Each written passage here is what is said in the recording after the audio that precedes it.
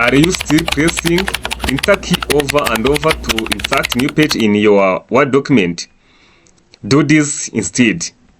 To insert a new page in your Word document, press cursor where you want to insert a page, then go in Insert tab here, click on this blank page.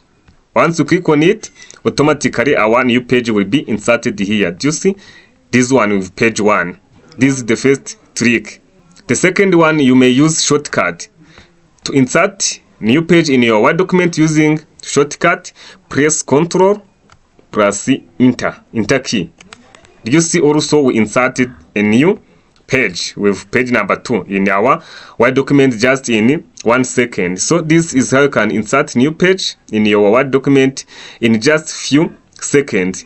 If this video is helpful for you, please don't miss subscribe, like this video and share it to your colleagues so that they can also learn professional tricks in Word and Excel, also for soft skills with GOOICT Academy. So see you in the next lesson.